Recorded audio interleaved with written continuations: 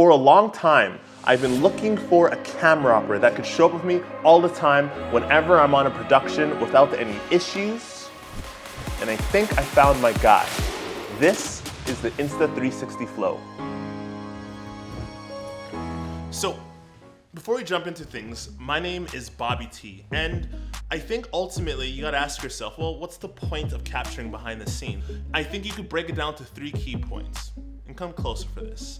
Point number 1, to get more content. Like, it makes sense that in this day and age, it's important to have as much content as possible in order to potentially share on the many different platforms and spaces. Number 2, create a set of learning tools.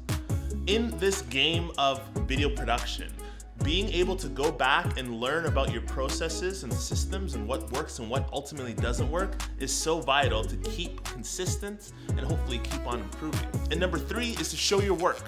Build your credibility by showing your work to your clients, customers, or people you're hoping to engage. And so by capturing behind the scenes, people will begin to see what you're doing behind the camera. Now, let's run through some key features about the 360 Flow. Now, with this one-step rapid deploying of the gimbal, you can quickly move from having this gimbal in your pocket into immediately shooting within seconds without having to stumble around playing with different buttons and things. Now, this has been one of the most impressive features in this particular gimbal. Regardless of where I leave off from this device of coming in and out of the frame, it does a great job tracking people. And you know what? I would give this what I would call the record in color stamp of approval. But let me explain.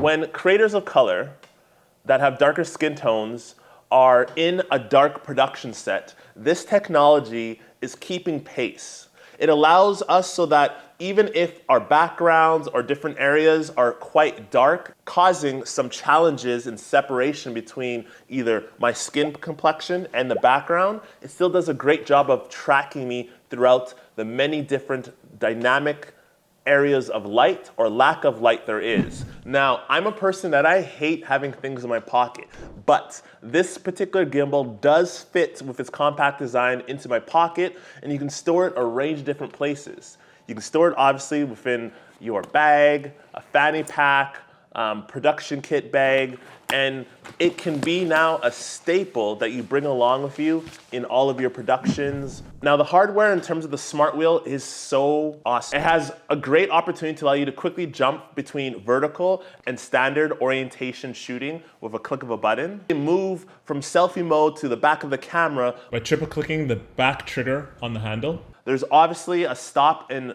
record button, and the wheel itself allows you to control the camera zoom to quickly zoom in and zoom out of your pictures, all through using the gimbal handle. Now, this gimbal gives you the opportunity to potentially keep your kit a little bit lighter. The selfie stick allows you to have some extra reach and height whenever you extend it out, and you're able to kind of get a wider perspective and view whenever you're in selfie mode. And in addition to that, there's a 1/4-inch mount at the bottom of the gimbal. So I added a quick release plate, allowing me to quickly add this to many different tripods that I have around me. Being able to raise your right hand and palm to start and stop this particular gimbal is amazing.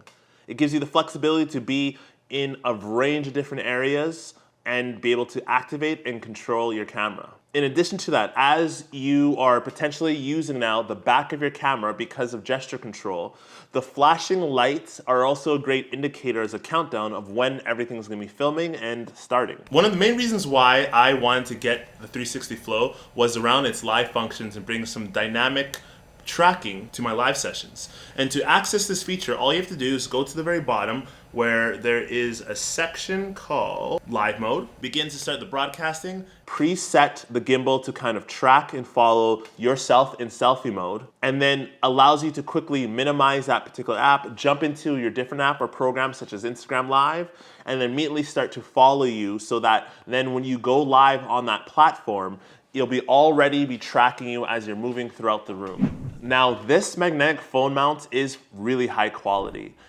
For my particular phone, which is an iPhone 13, it fits quite snug around it with a case on. And then in addition to that, it allows me to kind of accurately just quickly place it, and I'm sure this thing can expand and work for a larger phone, which I don't have, unfortunately, to test it with. The built-in cold shoe mount for this particular gimbal is amazing. It allows so that you don't have no more dangling cords or microphones all over the place. Now, depending on the particular sort of wireless microphones you have, as long as it has a shoe mount, it should be able to fit in the back of this particular gimbal. When I was able to bring the Insta360 Flow on set with me at a live stream production, I was able to capture myself and my colleagues doing a range of different activities. I was then also able to bring this back into my podcast studio where I was able to capture of me setting up my podcast gear, quickly moving to set up the mics, and I'm using it as a way to capture sort of the behind the scenes in a dynamic atmosphere of me doing a range of different activities in hopes of still capturing me going in and out of scenes and areas, which has also been a game changer. Now, as I've been thoroughly impressed by sort of the Insta360 Flow, I think there's still some cons to address. From a high level, capturing content with your phone sometimes is not ideal because in the end, I felt that I've noticed that I just end up with a dead phone at the end of my productions. And this causes a number of issues, especially because I have a range of devices that I need to operate or change, such as my lighting, which is operated through my phone. You have to make sure that you set through the magnetic clip your phone mount correctly. If you have it too low, depending on the orientation of your video, the gimbal itself can get in the way in the lens, especially when the lens is tilted downwards, causing it to be blocked by the gimbal itself. Another aspect which is more so just a challenge in facing the single ports devices of a phone is that you can't charge and use an audio device at the same time. I think that audio is such an important aspect that I always want to keep it, but these phone batteries are so limited, and so it's like an ongoing challenge of charging your phone while then also, whenever you're filming, make sure you have the highest quality audio. And last but not least, you might be limited to your smartphone. I can imagine that certain size phones, as these phones are all over the place, might come up with a challenge, but there is, I believe, a 300-gram weight limitation to your smartphone device that the gimbal motors can handle. Now that you have this camera operator in your studio, I highly recommend that you check this next video here about the perfect light for your setup.